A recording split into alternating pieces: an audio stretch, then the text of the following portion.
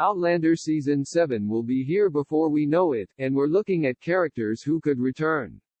Will Ulysses be one of those characters? Caution, there are some spoilers from the end of A Breath of Snow and Ashes if you're not a book reader in this post.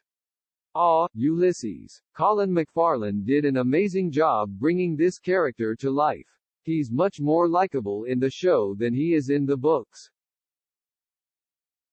The show didn't quite touch on the full story between him and Jocasta, though.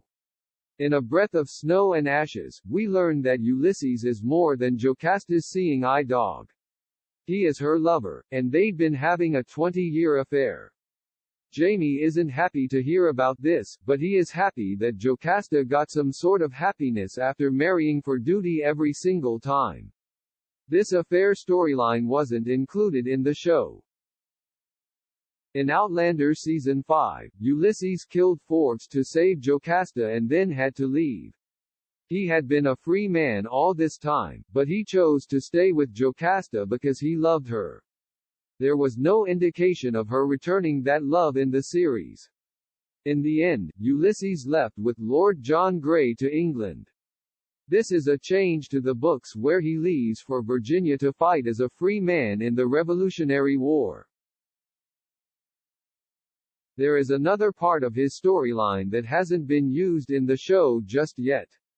It's all about the missing gold. That gold has been mentioned in the show briefly, setting a breadcrumb for the storyline in Outlander Season 7. Ulysses doesn't actually have a direct connection to the gold. He didn't take it, and he doesn't know who did. However, he does need to leave North Carolina when Duncan Innes has to sell River Run and all the livestock so he and Jocasta can flee to Nova Scotia. They're loyalists, and that means trouble in the Revolutionary War. Ulysses can't go with them, so he takes up the offer to head to Virginia. With him being in England in the show, it's going to be much harder to get him back. It doesn't make sense that he would leave relative safety in England compared to the colonies. On top of that, there's no real need for him. He isn't the one who takes the gold. He's more of a red herring in the mystery. It makes sense just to skip all that and jump right to who really took the gold.